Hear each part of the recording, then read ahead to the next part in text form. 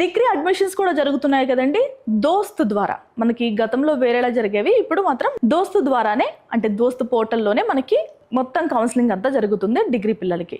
అసలు ఏ గ్రూప్ ఎక్కువ మంది తీసుకుంటున్నారు? సో ట్రెడిషనల్ కోర్సెస్ చాలా ఉన్నాయి మనకి. ఏ కోర్స్ వైపు ఎక్కువ మంది పిల్లలు మొగ్గు చూపుతున్నారో తెలుసుకుందాం ఈ న్యూస్లో, ఓకేనా? అత్యధికం కామర్స్కే మొగ్గు. ఓకే, మూడో దశ దోస్తు సీట్ల కేటాయింపు. 93,516 మంది విద్యార్థులకు సీట్లు. కామర్స్ విద్యార్థులు అత్యధికంగా 37,000. 93,000లో మొత్తం 37,000 మంది మనకి కామర్స్ తీసుకున్నారంటండి.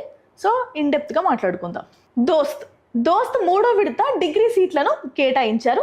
ఇందులో కామర్స్ కోర్సుకు అత్యధికంగా మొగ్గు చూపారు. ఈ వివరాలను ఉన్నత విద్యామండలి చైర్మన్ ప్రొఫెసర్ బాలకృష్ణారెడ్డి విడుదల చేశారు.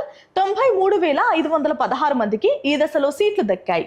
గతంలో సీట్లు వచ్చిన 14,019 మంది బ్రాంచీలు మార్చుకున్నారు.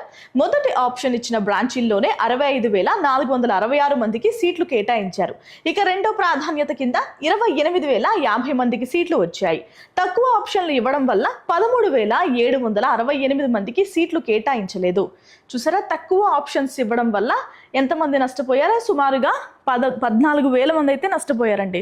ఆప్షన్స్ ఎంత ఎక్కువ ఇచ్చుకుంటే అంత మంచిది. అంటే మీరు వెళ్ళని వాటికి ఇవ్వమని కాదు, చాలా ఆప్షన్స్ ఉంటాయి వెళ్ళేవి కూడా. సో అవన్నీ ఇచ్చుకుంటేనే మనకి ఎప్పుడైనా కూడా లాభం జరుగుతుంది. ఏ కౌన్సిలింగ్ అయినా కానీ, అది డిగ్రీ అయినా, ఇంజనీరింగ్ అయినా, మెడిసిన్ అయినా.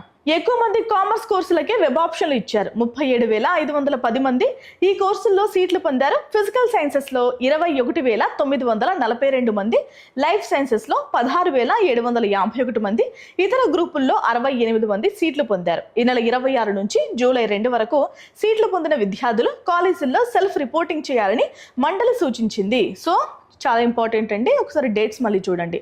ఈ నెల 26 నుండి జూలై 2 వరకు ఎవరికైతే సీట్స్ అలర్ట్ అయినాయో వాళ్ళందరూ కూడా ఖచ్చితంగా రిపోర్టింగ్ చేయాలి కాలేజెస్లో, ఓకేనా? సెల్ఫ్ రిపోర్టింగ్ అనేది చేయాలి ఖచ్చితంగా. చూడండి, ఎందుకంటే సెల్ఫ్ రిపోర్టింగ్ చేయలేదనుకో మీకు సీట్ వచ్చినా వేస్ట్. ఇక్కడేమో 14,000 మంది నష్టపోయారు. మీరు రిపోర్ట్ చేయకపోతే మీరు కూడా సీట్ కోల్పోతారు. కాబట్టి అది డిగ్రీ అయినా, ఇంజనీరింగ్ అయినా, మెడికల్ అయినా, ఏదైనా కానీ రిపోర్టింగ్ చేయాల్సిన అవసరం ఉంది. కాబట్టి అందరూ రిపోర్టింగ్ చేయండి, సీట్ అయితే కోల్పోవద్దు. ఓకే, ఇది వాళ్ళ వీడియో. మరొక వీడియోలో మళ్ళీ కలుద్దాం. నమస్తే.